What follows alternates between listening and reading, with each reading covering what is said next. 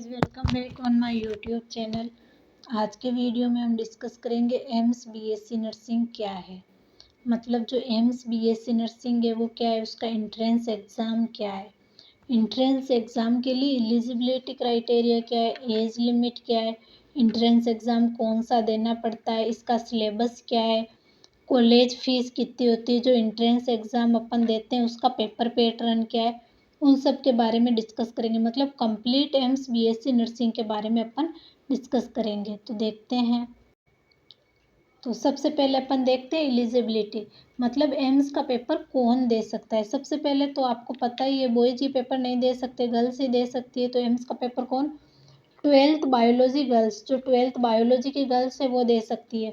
Age limit कितनी हो जाती है, 17 ईयर्स टू 35 ईयर्स। जिनकी एज 17 ईयर्स, मतलब मिनिमम तो 17 ईयर्स होने चाहिए और मैक्स कितनी होनी चाहिए, 35 ईयर। और कौन सा एग्ज़ाम देना पड़ता है इसके लिए, एम्स एंट्रेंस एग्ज़ाम देना पड़ता है। और कॉलेज फीस को क्या होती है, मतलब आपका एम्स में सिलेक्शन हो गया, आपको कॉलेज मिल गई, तो इसमें कोई कॉलेज फीस नहीं होती और आपकी हॉस्टल फीस भी नहीं होती। जितनी भी एम्स कॉलेजेज है उनमें हॉस्टल भी कॉलेज की ही है। तो एम्स की ना तो कॉलेज फीस होती है और ना ही हॉस्टल फीस होती है। और ये क्या होता है, 4 ईयर का फ्री स्टडी कोर्स होता है। मतलब ये क्या है, एक 4 साल का डिग्री कोर्स है। मतलब जैसे जीएनएम एएनएम क्या है, डिप्लोमा कोर्स है, वैसे ये डिप्लोमा कोर्स नहीं है। एम्स क्या, जो बीएससी नर्सिंग है वो क्या होती है, 4 ईयर का स्टडी कोर्स होती है, जो डिग्री कोर्स है। अब इसका सिलेबस देखते हैं।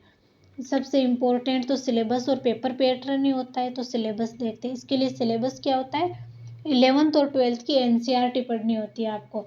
सिलेबस में तो 11th और 12th की एनसीईआरटी पढ़नी होती है। तो एनसीईआरटी किस किस की पढ़नी है, पेपर पैटर्न क्या है, मतलब कौन कौन से सब्जेक्ट पढ़ने हैं। तो इसमें फिजिक्स पढ़नी होती है अपन को, केमिस्ट्री पढ़नी होती है, बायोलॉजी पढ़नी होती है और जीके पढ़ना होता है।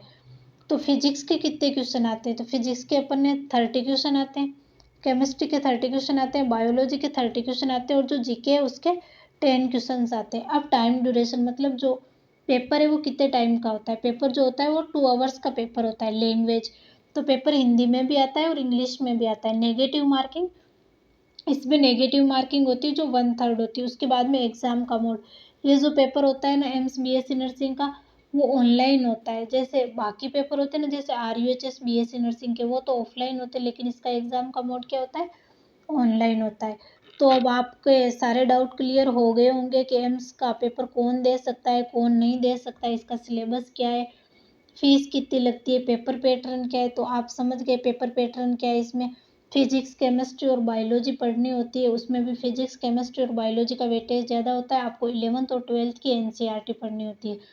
जो जीके है उसका वेटेज क्या होता है, कम होता है। मतलब 10 नंबर की जीके आती है। इसमें भी क्या हो जाता है, 10 नंबर की जीके आती है। तो अलग अलग पोर्शन से आ जाती है, जैसे करंट अफेयर के आ जाते हैं कुछ क्वेश्चन, ऐसे अलग अलग आ जाते हैं। बाकी टाइम ड्यूरेशन 2 आवर्स का होता है। हिंदी और इंग्लिश दोनों लैंग्वेज में अपन को पेपर देखने को मिलता है।